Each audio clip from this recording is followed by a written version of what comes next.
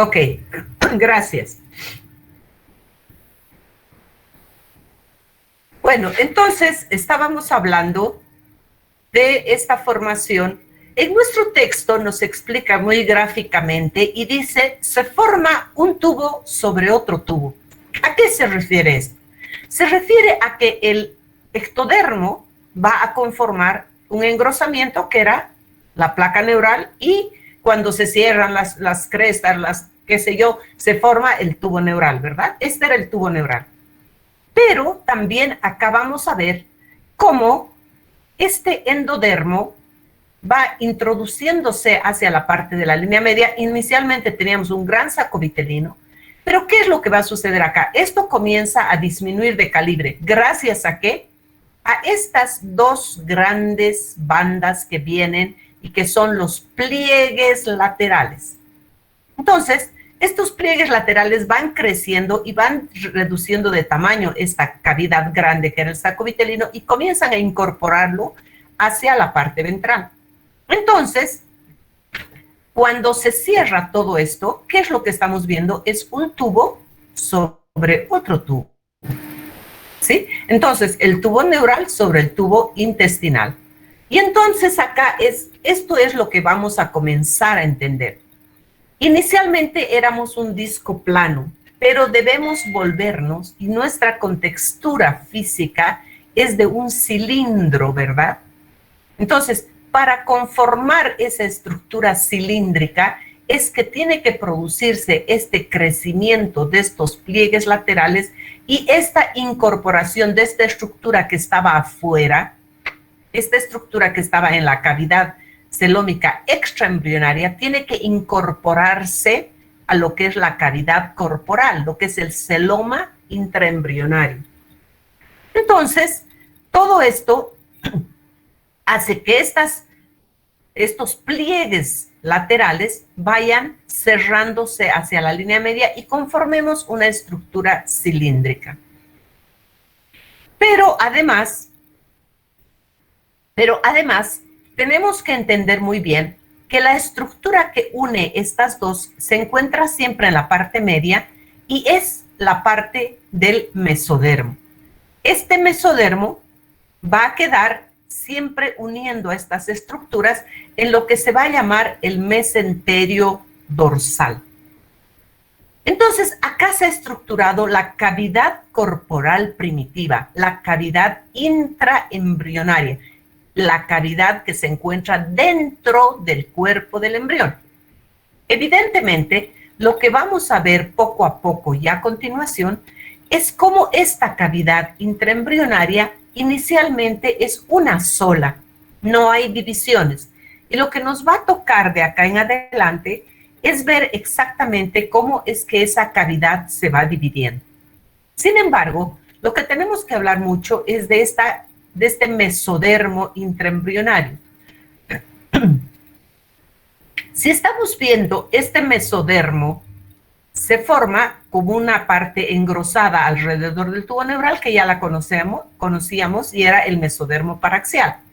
En la parte lateral van a comenzar a aparecer unas cavidades que van a fusionarse y van a dividir esa hoja lateral en dos partes, el mesodermo parietal y el mesodermo visceral.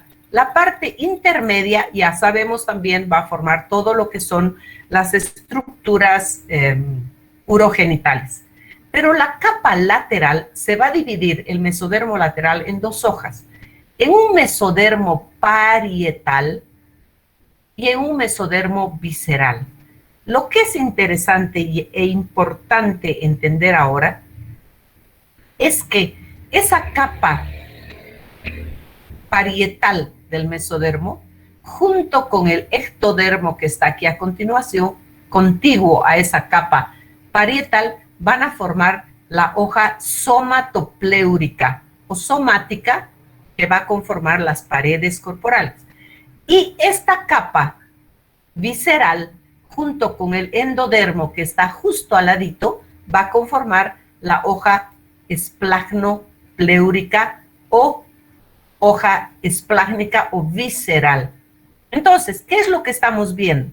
estamos viendo aquí cómo esa cavidad corporal está formado por el mesodermo parietal que ha venido a cerrarse. Vean ustedes cómo acá estaba el ectodermo próximo a la capa parietal. Y esta capa está viniendo a fusionarse. Los pliegues laterales vienen y se fusionan en la línea media y conforman un todo. Entonces, en esa fusión veamos cómo se forma la pared corporal. ¿Cómo? En relación al mesodermo parietal y al ectodermo. Eso forma la hoja parietal. Y la hoja visceral se forma entonces del mesodermo esplácnico o hoja esplácnica del mesodermo se forma de ese mesodermo junto con el endodermo. Y entonces estas hojas son las que van a cubrir todo lo que es el cuerpo del embrión y todo lo que es la parte de las cavidades. Esta fusión y esta migración sucede cuando el producto comienza, no solamente hay el plegamiento lateral, hemos mencionado muchísimas veces del plegamiento cefalocaudal. Y el cefalocaudal se produce cuando la parte craneal crece más rápido porque se cierra el tubo neural y entonces este crecimiento hace que el feto adopte una posición fetal. Y esa posición fetal es lo que va a ayudar a que se forme el plegamiento cefalocaudal. Esta es una imagen en la que estamos viendo esta es una microfotografía electrónica. Obviamente no es un embrión humano, es un embrión de ratón, pero ¿qué estamos tratando de mostrar acá? Lo que decía nuestro texto, un tubo sobre otro tubo. Entonces, ¿qué era lo que se estaba produciendo? Los pliegues se han cerrado y aquí se produce el cierre del aparato gastrointestinal y obviamente la incorporación en ese pedículo de fijación de lo que es el pedículo del saco vitelino más el pedículo de fijación que va a constituir el cordón umbilical. Esto es lo que va a quedar de toda esta estructura. Y esta imagen está tratando de mostrarnos cómo es que todas las anteriores imágenes nos estaban mostrando el plegamiento lateral. Y acá lo que estamos viendo es el plegamiento cefalocaudal para que el producto adopte esa posición fetal que está inclinado, incorporado, la cabeza sobresale y la parte caudal también. Y acá, de la misma forma, estamos observando cómo, y acá hay un tejido muy importante que debemos conocer, que es el tabique transverso, que es un tejido derivado del mesodermo visceral o esplácnico que se forma en la relación del tubo cardíaco o en las cercanías del tubo cardíaco. Entonces, esta imagen también nos ayuda a recordar cómo es que el área cardiogénica, que es lo que ya han visto ustedes, inicialmente se encuentra por delante del tubo neural. Fíjense ustedes, todo lo que está en azul es el tubo neural y acá encontramos el área cardiogénica, un grupo de células angiogénicas que van a formar el tubo cardíaco. E inicialmente este tubo cardíaco está por delante del ectodermo, delante del tubo neural. O sea, es como si tuviéramos nuestro corazón aquí por delante de nuestra cabeza. Eso inicialmente sucede así, pero este crecimiento y cierre del tubo neural hace que esta estructura crezca mucho y comienza con el plegamiento cefalocaudal. Al producirse ese plegamiento cefalocaudal, las estructuras que estaban detrás de esta área cardiogénica cambian de posición. ¿Por qué? Porque acá lo que estamos viendo, y es muy importante, es cómo se va estructurando, porque esto se va cerrando también por el plegamiento cefalocaudal, cómo esto se incorpora hacia la parte ventral del embrión. Y como estamos viendo acá, que se forma el tubo intestinal. Entonces, cuando se produce este cierre, pues se estructuran el intestino anterior, el intestino medio y el intestino posterior. Y entonces, esta estructura que estaba por delante es desplazada y traccionada hacia la parte ventral del embrión y es por eso que cuando el área cardiogénica ya se define, esta ha producido un giro de 180 grados y se desplaza hacia la región torácica para estructurar el área del corazón y de los grandes vasos. Esto entonces nos está mostrando que en ese plegamiento cefalocaudal vamos a encontrar ese saco vitelino que inicialmente, miren cómo era el calibre del saco vitelino, cómo va disminuyendo de calibre y cómo se va introduciendo, formando únicamente un pequeño conducto vitelino que se adosa a esta parte posterior que era el pedículo de fijación. Entonces acá el pedículo con este saco vitelino que se disminuye mucho y solo queda un conducto vitelino va a conformar, y además con esa viaginación posterior que formaba el alantoides, todo esto va a formar el cordón umbilical. Entonces, acá, sin embargo, tenemos que hablar todavía de de la constitución de una otra estructura importante. O sea, la hoja parietal va a cubrir las paredes de las cavidades torácica, abdominal y pélvica. Esta capa, estas membranas cerosas van a formar esta hoja parietal que las recubre, que en este momento son todas una sola cavidad y que ya después vamos a ir viendo cómo estas se dividen. Pero la parte la otra hoja del mesenterio va a formar la hoja visceral de las membranas cerosas, es decir, la que va a rodear a cada una de las vísceras, y vamos a tener las hojas, la hoja parietal y la hoja visceral de estas cavidades, cubriendo estas cavidades y desde luego cubriendo todos los órganos. Dentro de hemos hablado de que aquí hay un tejido que es muy importante, que es el tabique del septum transversum, el tabique transverso. Como lo ven acá tenemos ese tabique del tejido transverso, que es donde se va a formar posteriormente el hígado. Entonces, este tejido mesodérmico donde se va a generar el hígado y se van a formar muchas estructuras, como las vamos a ver, también está cubierta por estos mesenterios formando una doble capa. Y esta doble capa tiene un sentido, y es que son vías. La doble capa que recubre a los órganos van a ser las vías por donde transcurran los vasos sanguíneos, los nervios, los linfáticos hacia los diferentes órganos. Entonces, ¿qué es lo que vamos a ver a continuación? Lo que vamos a ver a continuación son las anomalías de la pared ventral del cuerpo. Hemos dicho que estas hojas laterales van a estructurar y van a fusionarse aquí en la línea media para formar esta estructura cilíndrica. Entonces, si es que no tenemos el cierre de estos pliegues laterales en la parte ventral, vamos a tener anomalías que comportan malformaciones a nivel torácico, a nivel abdominal y a nivel pélvico. A nivel torácico, la falta de cierre de la parte torácica nos puede dar lugar a una ectopía cardíaca. ¿Qué quiere decir esto? La ectopía cardíaca quiere decir, como ven ustedes acá, que no se ha cerrado la parte torácica de los pliegues y el corazón está por fuera. No hay un cierre de estas estructuras.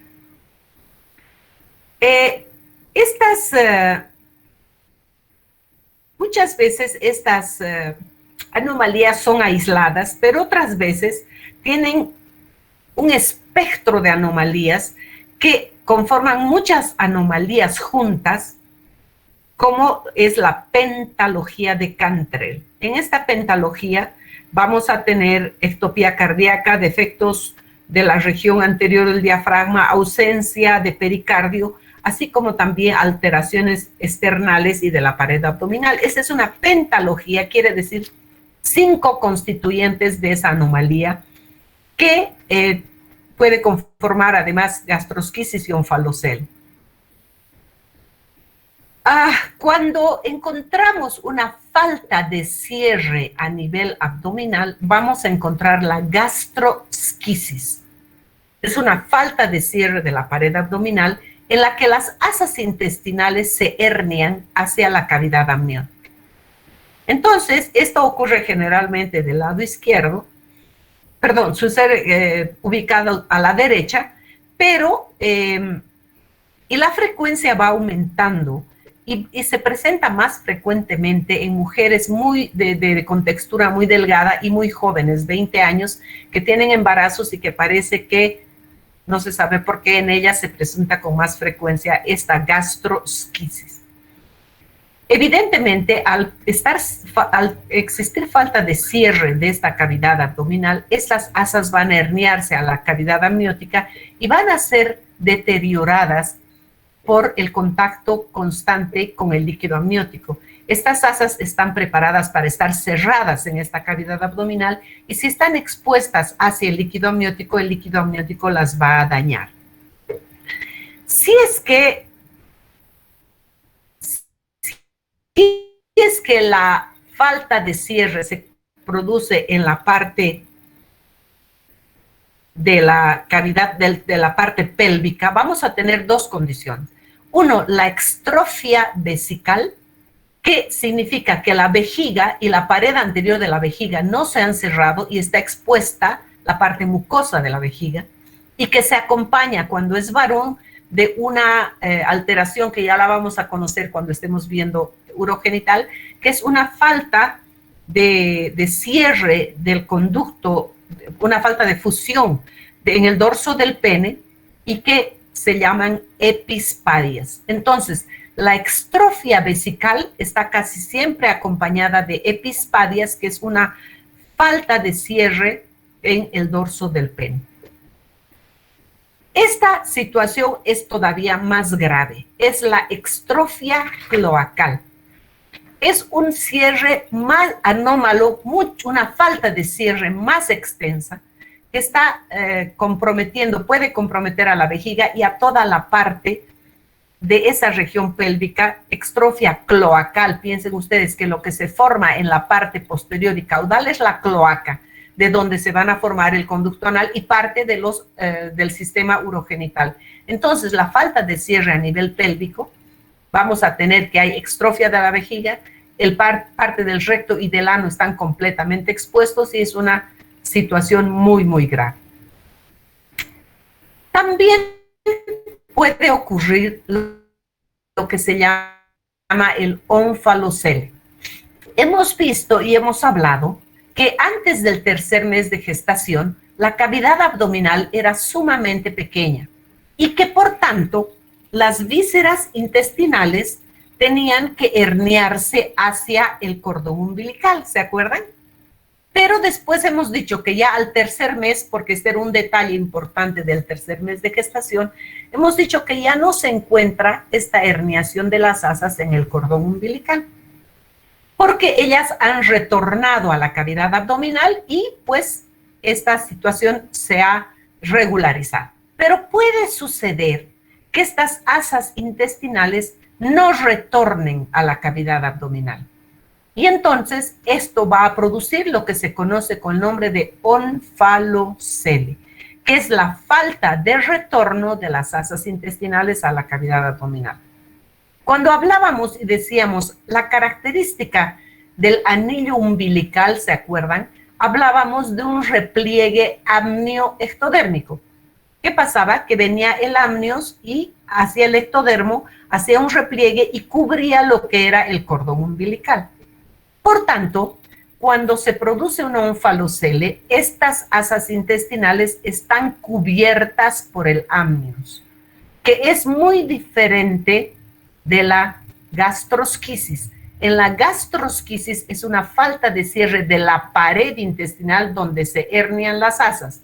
En cambio, en el ónfalocele las asas están siempre cubiertas por el amnios. Sin embargo, estos ónfaloceles que parecerían bastante sencillos, y aquí tenemos una imagen que no está muy clara, pero esta es una imagen didáctica. Este ónfalocele va acompañado de muchas otras alteraciones y se observa en casi 2,5 casos por cada 10,000 recién nacidos vivos, pero el problema es que esta condición que uno diría no tiene por qué producir la muerte, sí puede producir la muerte porque está acompañada de alteraciones cardíacas graves y alteraciones del tubo neural. Entonces, estas anomalías cardíacas y estas alteraciones del tubo neural a lo que van a llevar es a la muerte del recién nacido. Y también se dice que estos onfaloceles están acompañados muchísimas veces de anomalías cromosómicas que van a ser la causa acompañante de la muerte. Sin embargo, la forma de diagnosticar esto es que tanto en la gastrosquisis como en el ófalocele encontramos concentraciones muy elevadas de alfa-fetoproteína, tanto en sangre, en el suero materno, como en el líquido amniótico. Alfa-fetoproteína. Muy bien. Entonces, lo que vamos a ver ahora es cómo se divide la cavidad torácica. Vamos a hablar de la formación del diafragma. Hemos hablado de este tejido mesodérmico derivado del mesodermo esplácnico y que está en las cercanías del área cardíaca, y acá en esta imagen la vemos muy claramente. Este tabique transverso está ubicado cercano al tubo intestinal y entre este y el tubo y el conducto vitelino. Esta es una gran masa de tejido donde se van a formar y donde van a estructurarse todo lo que es el hígado, por llegada de los vasos sanguíneos y por las células propias del tabique transverso. Y entonces vamos a comenzar a ver cómo es que se va a dividir. Este tabique transverso va a cerrar a este nivel esta cavidad indivisa, pero sin embargo no va a cerrar completamente, puesto que a los lados del intestino van a quedar unos canales de comunicación que son los canales pericardio-peritoneales. Canales pericardio-peritoneales. Estos canales pericardio-peritoneales se mantienen abiertos y en ellos comienza a desarrollarse lo que vamos a ver después de este tema, que es respiratorio, que es la aparición de las yemas pulmonares.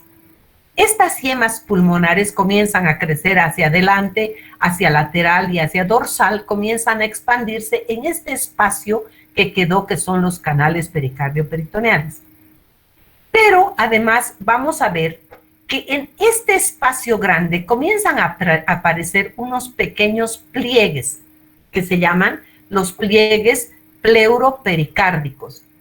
Estos pliegues pleuropericárdicos inicialmente son unos pequeños repliegues de tejido, pero que después se constituyen en verdaderas membranas pleuropericárdicas que llevan en su interior a los nervios frénicos y a la vena cardinal común. Entonces, ¿qué estamos viendo acá? Acá estamos viendo cómo se formó esta estructura, que la conocemos muy bien, que es el corazón. Pero acá, si se fijan ustedes, había una cavidad única. Y esta cavidad única ahora se está dividiendo. Y se divide en esos canales pericardio-peritoneales, comienzan a crecer los pulmones, y estos pliegues pleuropericárdicos o pleuropericardiales comienzan a crecer, y lo que vamos a ver a continuación es que esos pliegues van a ir hacia la línea media formando. Ya no son pliegues pequeños, ya son verdaderas membranas que van y se fusionan en la línea media, dividiendo, por tanto, esta cavidad torácica indivisa en dos porciones. Una parte posterior, que es el espacio pleural, que es el que rodea a los pulmones, y un espacio anterior, que es la cavidad pericárdica. Entonces, ¿qué es lo que vemos acá? Estas membranas van y se fusionan, y allá hemos dicho que se encontraban las venas cardinales y los nervios frénicos, y mantienen su posición, y entonces vamos a ver que esas membranas van a constituir el pericardio fibroso, y ahí van a transcurrir los nervios frénicos. En la cavidad posterior vamos a encontrar que el mesodermo, que rodea a los pulmones íntimamente, va a formar la pleura visceral, y el que rodea a la cavidad misma va a formar la pleura parietal. Entonces, de esta manera, la parte superior del tórax va a ser dividida por estas membranas pleuropericárdicas en una cavidad pleural y una cavidad pericárdica. ¿Sí? Entonces,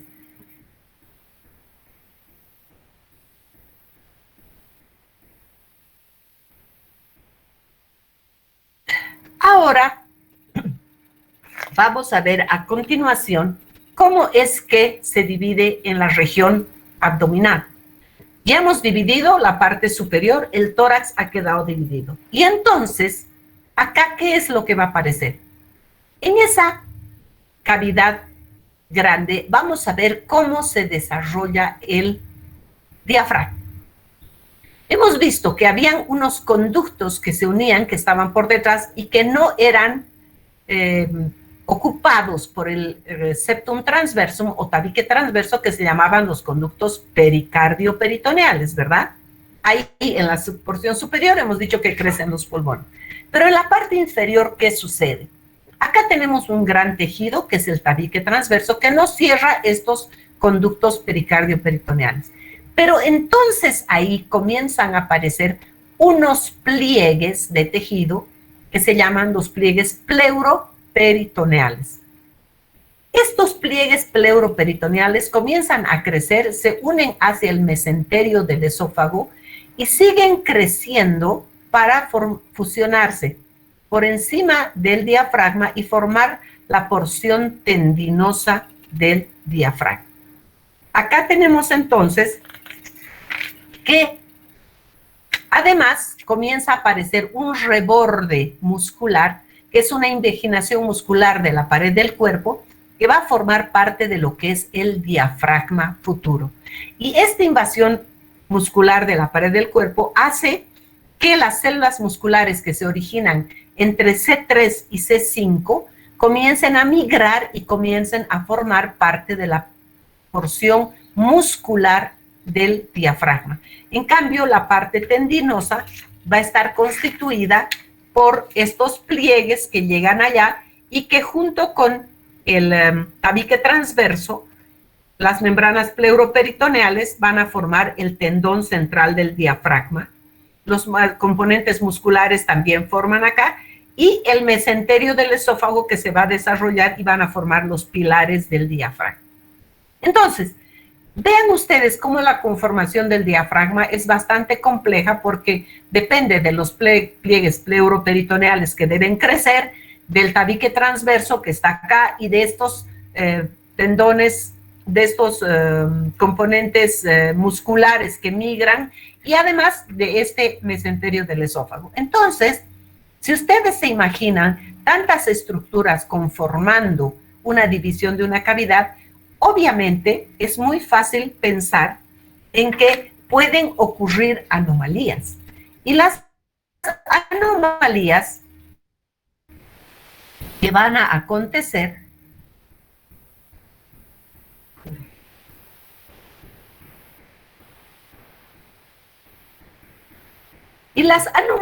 que vamos a ver son exactamente lo que se denominan las hernias diafragmáticas.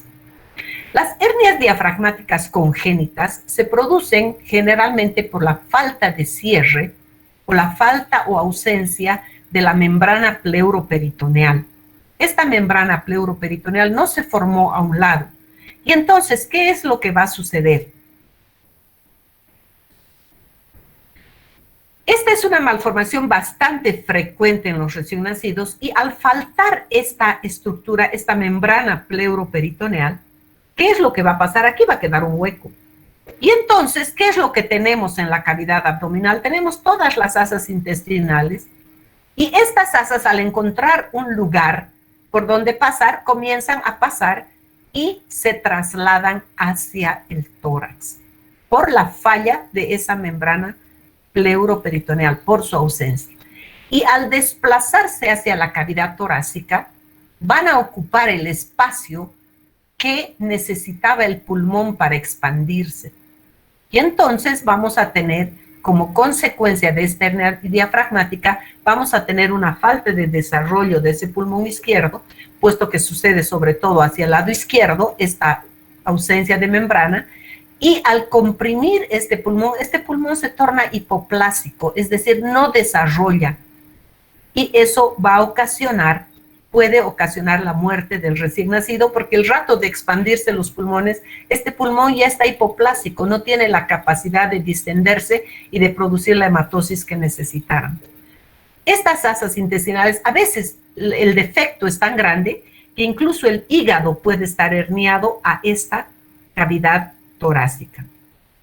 Entonces, este es un fenómeno que puede ser diagnosticado desde luego durante la vida intrauterina, incluso por una radiografía simple como vamos a ver esta que está aquí encima, porque tenemos las vísceras que están dentro de la cavidad torácica.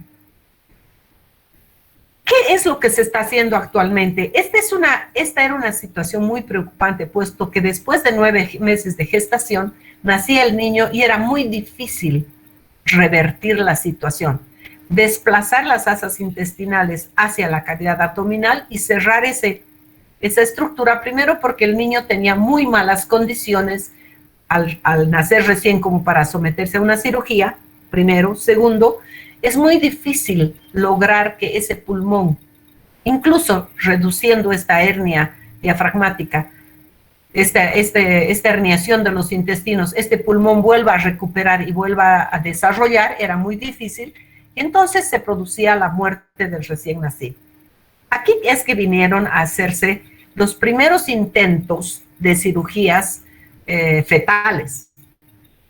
Inicialmente se trató de hacer la cirugía para poner una especie de malla acá para tratar de cerrar, o sea, desplazar los intestinos y sellar esta cavidad con una malla y volver a meter, el producto. Estas cirugías, las cirugías fetales, se tienen que hacer, piensen ustedes, con la cabeza del niño dentro de la cavidad amniótica. O sea, lo que se trataba de exteriorizar sobre todo era el cuerpo del producto que se sacaba del útero y se mantenía la cabeza dentro del líquido amniótico, y también se reservaba la cantidad de líquido amniótico. O sea, esto de la cirugía fetal es una cosa realmente increíble. Y se sellaba esto y se volvía a cerrar, se le reponía el líquido amniótico y se esperaba lo más que se podía, porque esto se realizaba más o menos entre las 20, 22 semanas, y se trataba de llegar por lo menos a las 28 semanas de gestación, momento en el que se realizaba una cesárea. La idea era evitar, ustedes saben que los 2 últimos meses de gestación, el peso del producto se duplica. Entre el 7º mes y el nacimiento se duplica el peso. 1100 tiene más o menos al 7º mes y nace con 3,500 o 3 kilos. Entonces el peso se duplica. ¿Qué significa eso?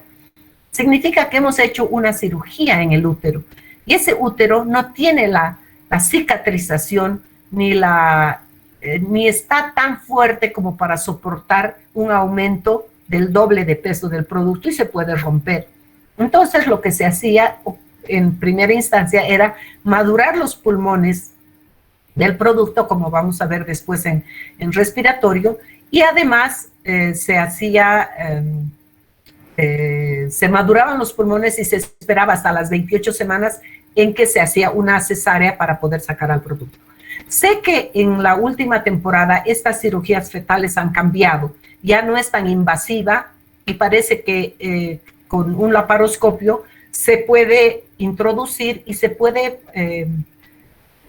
colocar aquí una especie de sombrilla que se mete así cerrada, y cuando está en la zona se empuja y se despliega una especie de sombrilla que cierra esta cavidad, y entonces, lógicamente, después de desplazar laparoscópicamente estas asas intestinales a la cavidad abdominal.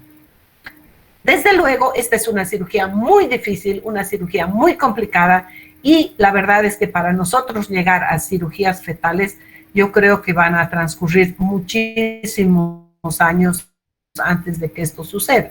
Y esta es una radiografía en la que estamos viendo cómo acá encontramos las asas intestinales que están en el tórax y desde luego están desplazando a ese pulmón, dando las consecuencias que ya hemos mencionado.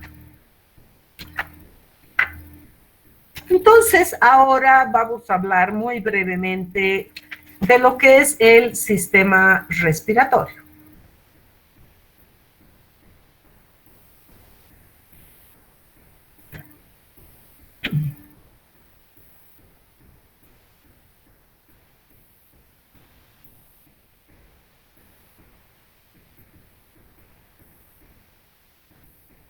Estoy compartiendo, ¿verdad? No.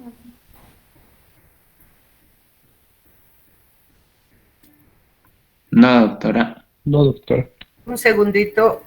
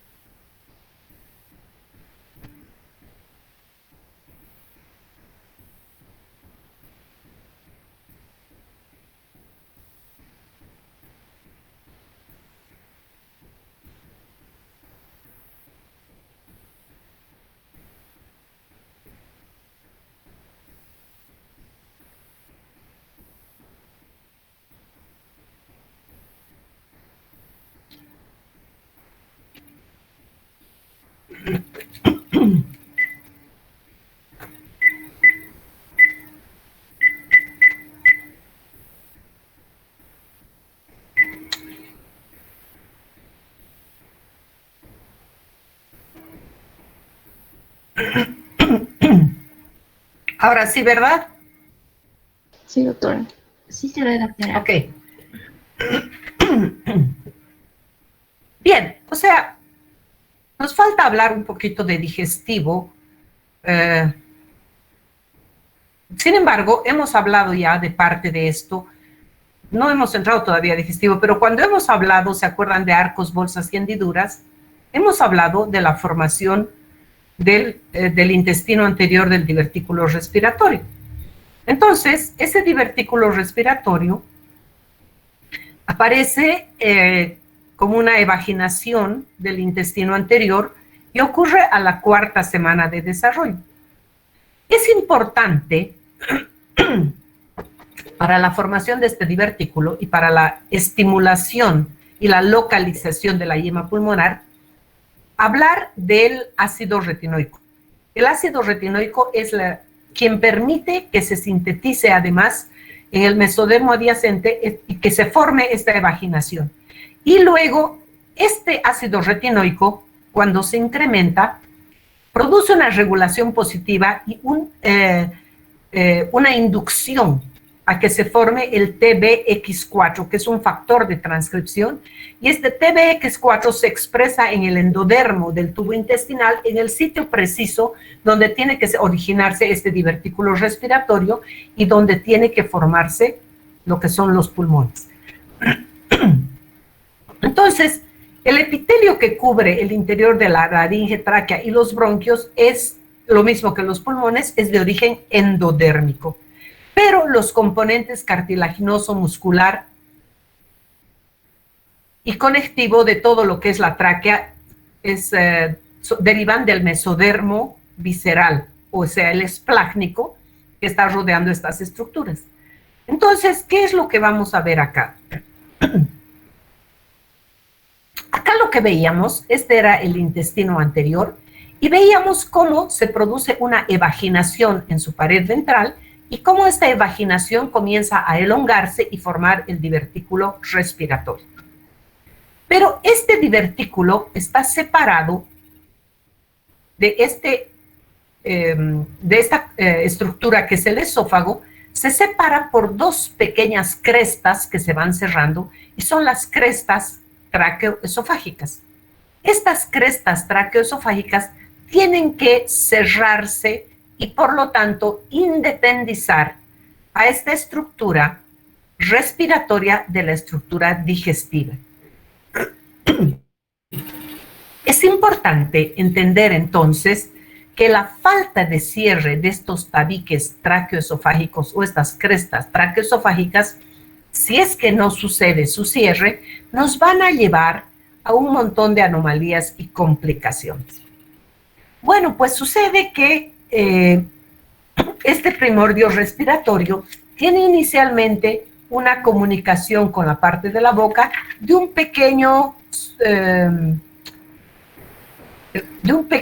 pequeña hendidura que es el orificio laríngeo. ¿Qué estamos viendo acá? Acá lo que estamos observando es exactamente la formación de la boca, de la lengua y de las estructuras que derivaban de los arcos faríngeos, ¿se acuerdan? Entonces, esto estamos trayendo acá porque tenemos que hablar de la formación de la laringe. Acá habíamos visto de cómo del primero, segundo, tercero y cuarto arcos se iban a formar las estructuras de la lengua. Y hemos visto también que del cuarto arco se iba a formar la prominencia epiglotídea, que era lo que iba a comenzar a formar todo esto que es el orificio laríngeo. Y esta estructura sagital que forma inicialmente el orificio laríngeo. Pero acá también hemos dicho que del cuarto arco, ¿se acuerdan ustedes? Cuarto a sexto arco, se van a formar los cartílagos de la laringe, tiroides, cricoides y aritenoides. Y entonces, acá puede reconocerse cómo esa estructura del orificio laríngeo va a cambiar, como vamos a ver a continuación. Y además, vamos a ver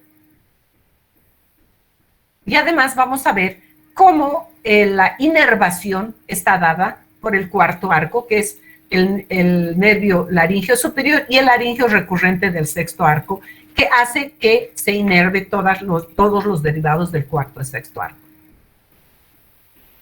Pero esta estructura, después de ser sagital, comienza a formarse, tomar una forma de T y a producirse una transformación. Resulta que casi todo el aparato digestivo, como vamos a ver después, tiene que sufrir una proliferación. Después de que esto se forma, esto produce una proliferación de tejido y se ocluye. Y también sucede esto en la laringe. Pero después, este tejido que se ha vuelto macizo sufre vacuolización, es decir, comienza a desaparecer el tejido que se formó dentro y vamos a tener que esa vacuolización y esa recanalización nos va a originar dos espacios que se van a llamar, dos espacios laterales que se van a llamar los ventrículos laringeos y que van a estar delimitados por unos pliegues de tejido que van a formar las cuerdas vocales falsas y verdaderas. Y entonces se va a formar lo que es la laringe. Pero acá tenemos algo de lo que hablábamos hace un momento. Vamos a ver acá primero. Acá hemos hablado de estas crestas traqueoesofágicas. Estas crestas que les he dicho que se tienen que cerrar y que tienen que constituir en forma indemne el esófago y la tráquea. Es decir, cada uno tiene una pared y está individualizado totalmente. Pero, ¿qué sucederá si es que ese tabique traqueoesofágico es anormal? Se dice muchas veces que ese tabique traqueoesofágico se desplazó oblicuamente hacia la parte anterior y nos produjo los distintos tipos de atresia esofágica y fístulas traqueoesofágicas. Cuando hablábamos de líquido amniótico la anterior clase, hablábamos de que cuando hay una atresia esofágica se produce un polihidramnios. ¿Qué es atresia? Atresia es que un conducto está completamente cerrado en una parte. Entonces, el esófago tendría que ser continuo, ¿verdad? Pero si el tabique, en vez de bajar verticalmente, el tabique traqueoesofágico, se desplazó hacia atrás, vamos a tener que esta parte proximal del esófago es ciega. Y entonces, hemos dicho en la clase pasada que el niño tiene que deglutir su líquido amniótico. Pero, cuando sucede este fenómeno, el niño no puede deglutir, porque no pasa porque esto está cerrado. Eso es la atresia. Entonces, al tener un fondo de saco ciego, el líquido se acumula y forma un polihidramnios. La parte inferior tiene diferentes formas de diferentes conductas en la parte inferior. Acá tenemos la fístula traqueoesofágica, es decir, la parte inferior del esófago se unió hacia la tráquea y se fistulizó, se abrió hacia la tráquea. Esta es la parte, esta es la modalidad más frecuente. Puede suceder esta otra, que los dos extremos sean atrésicos, o puede haber una comunicación completa con la tráquea.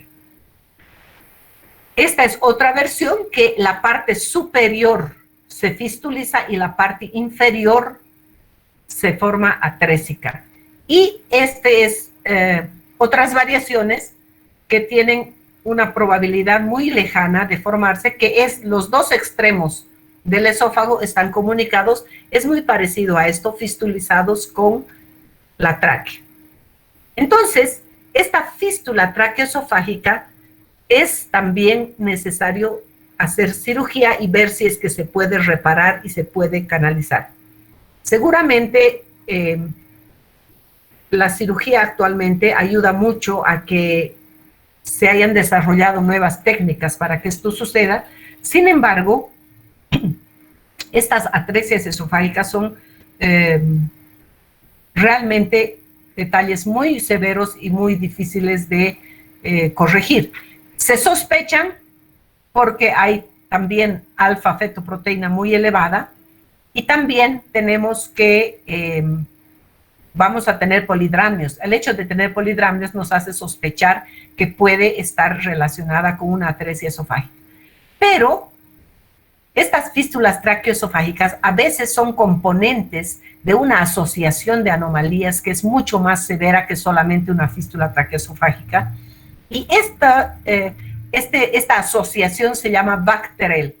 Cada una de las letras implica una anomalía. V de alteraciones vertebrales, A, anales, C, defectos cardíacos, T, traqueoesofágicas, también renales y de las extremidades. Entonces, es un conjunto de anomalías de causa desconocida, pero que coinciden con mucha frecuencia y son muy graves, porque complican a muchas estructuras y realmente son muy difíciles de resolver. Entonces, el hecho de ver que hay demasiado líquido amniótico ya nos tiene que hacer pensar y nos tiene que hacer explorar para ver si realmente esto es dependiente de una fístula traqueoesofágica. Además, que si ustedes se imaginan que si esto permanece, el hecho de que cuando tenemos esta modalidad, si es que no se han hecho una detección previa, vamos a tener el diagnóstico inmediatamente que el niño se alimente, puesto que el niño, al darle el primer biberón, ¿qué es lo que va a suceder? Esto se va a llenar, el líquido va a regurgitar y va a llenar a la tráquea, va a saltar hacia la tráquea el líquido y se va a producir una tos espasmódica terrible, lo que nos tiene que hacer sospechar que aquí hay un fondo de saco ciego. Y además, al entrar hacia la tráquea y hacia los bronquios, nos puede producir neumonitis o una neumonía, o sea, una inflamación de algunas partes o una neumonía, realmente ocupar varios lóbulos pulmonares. Entonces, ahora vamos a ver cómo se forman la tráquea, bronquios y pulmones. Cuando se forma entonces este divertículo respiratorio, comienza a evaginarse y produce 3 evaginaciones del lado derecho y 2 del lado izquierdo, lo que ya nos está mostrando que van a haber 3 lóbulos pulmonares al lado derecho y 2 al lado izquierdo. Y estas estructuras van a comenzar a formar bronquios, los bronquios fuentes, los bronquios secundarios, y después van a seguir dividiéndose y van a incorporarse dentro de esos espacios que habíamos visto que eran para los pulmones, que eran los canales pericardio-peritoneales. Estos canales pericardio-peritoneales entonces van a crecer un poco más con esta expansión de los divertículos respiratorios y de la multiplicación de estos bronquios. Los bronquios terciarios entonces van a dar origen a 10 bronquios terciarios en el lado derecho y 8 bronquios en el lado izquierdo.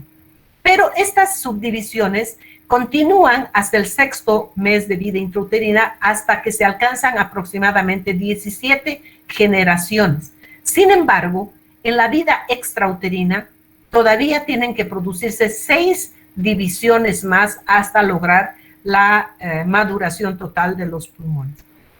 Entonces, sin embargo,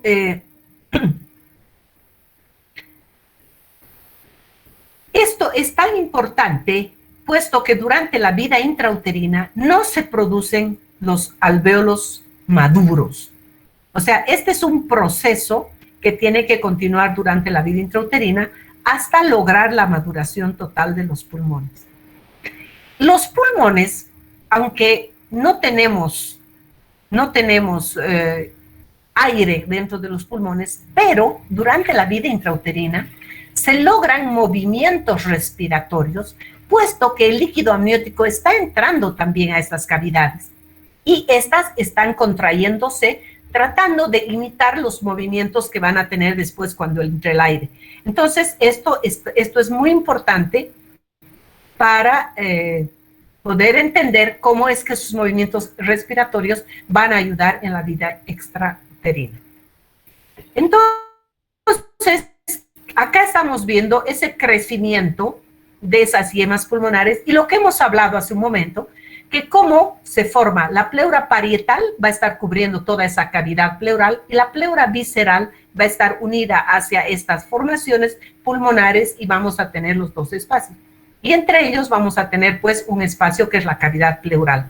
Y acá lo que estamos viendo es lo que habíamos acabado de mencionar hace un momento, cómo se forman los pliegues pleuroperitoneales y cómo en esa cavidad iban a formarse los pulmones, iban a crecer e iban a dilatarse en esta estructura y cómo estos pliegues pleuropericardiales o pleuropericárdicos se iban a cerrar e iban a dividir la cavidad pleural de la cavidad torácica.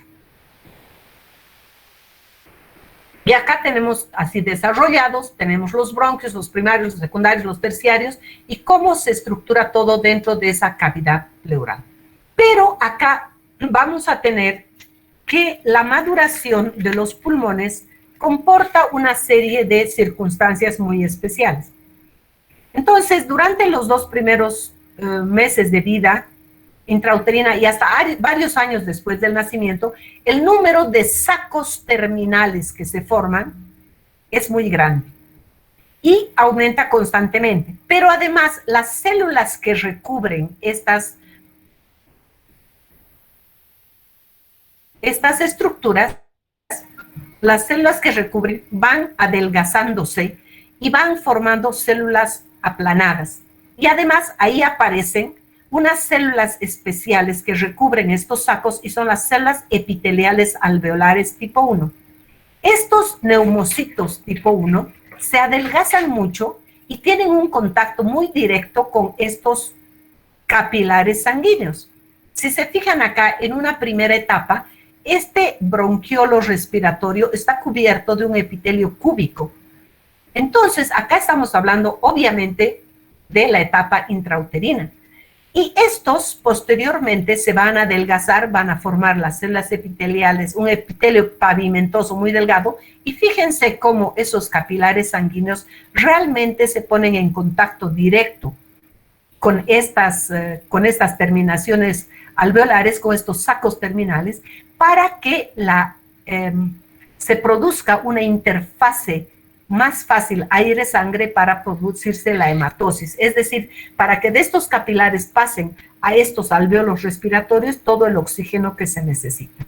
Entonces, esta es la barrera alvéolo capilar que se produce gracias a los neumocitos tipo 1. Pero, además, los alvéolos no están maduros. Cuando al final del 6º mes comienza a producirse un segundo tipo celular, que son las células epiteliales alveolares tipo 2, los neumocitos, que tienen por función producir una sustancia importantísima que se llama surfactante. Es un líquido con alto contenido de fosfolípidos y que es capaz de disminuir la tensión superficial de la interfase alveolo capilar. Esto dicho así tan científicamente como que suena medio raro, ¿verdad? O sea, ¿qué significa mantener? ¿Cuál es esa función del líquido surfactante que mantiene la tensión superficial? Entonces, yo les voy a hacer una explicación un poco burda, pero que es muy importante para entender esto. Cuando tenemos un globito de carnaval y que no queremos inflarlo con agua, sino con aire, ¿qué hacemos? Agarramos la boquilla y con mucha fuerza inflamos el globito. Expiramos y botamos aire hacia el globito hasta que lo inflamos. ¿Qué sucede cuando ese globito está inflado, está tenso? Abrimos la boquilla y ¿qué sucede? Todo el aire que hemos insuflado se pierde y el globito está otra vez desinflado. O como diríamos en términos muy cochalas, está chuzo, ¿verdad? Se ha desinflado completamente.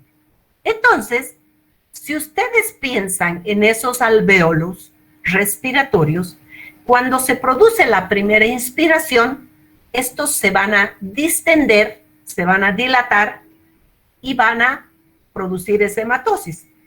Pero si tuvieran la misma constitución que el globito de carnaval, cuando se produzca la expiración, esos alvéolos deberían colapsarse.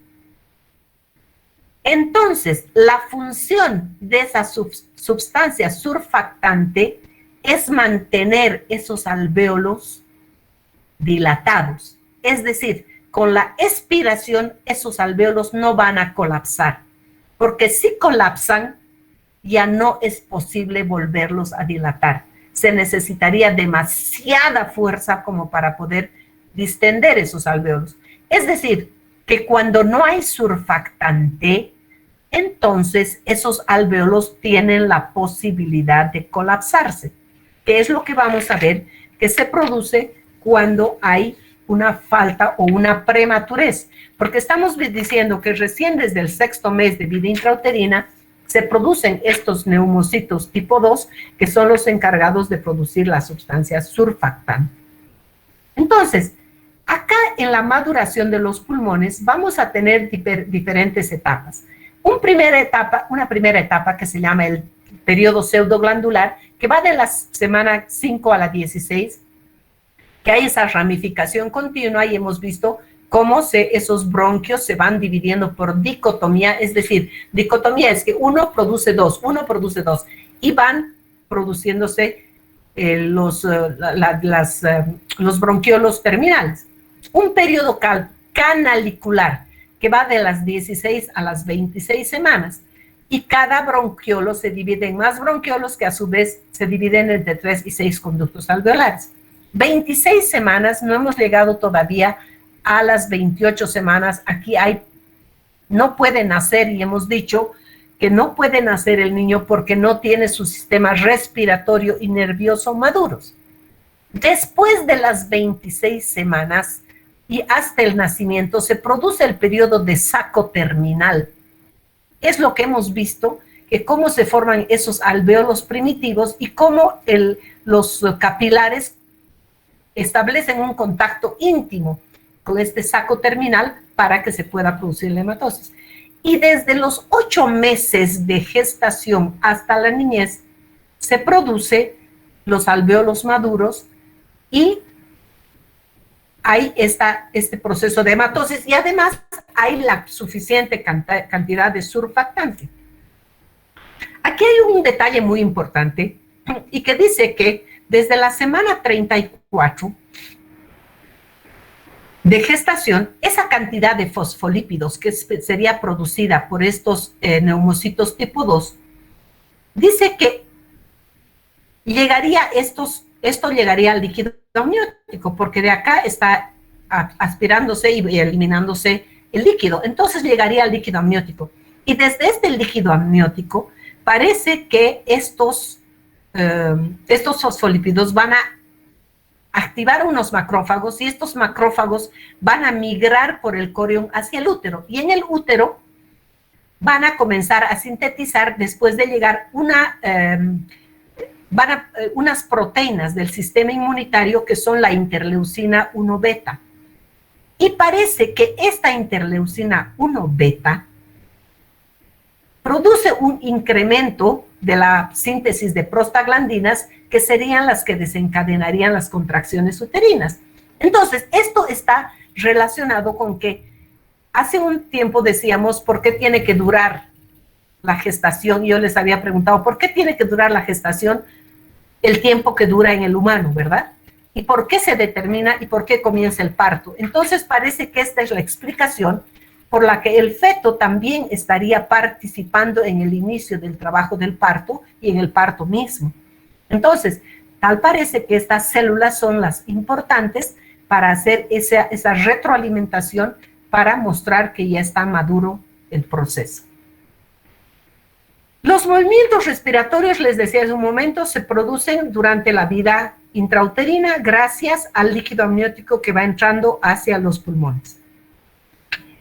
Cuando el niño nace, la gran cantidad de líquido amniótico que había en estos espacios alveolares es reabsorbida y una cantidad es expulsada por las vías aéreas y también es aspirada. Ustedes han visto que el obstetra, cuando recibe al niño, le mete una sondita y comienza a aspirar parte de este líquido.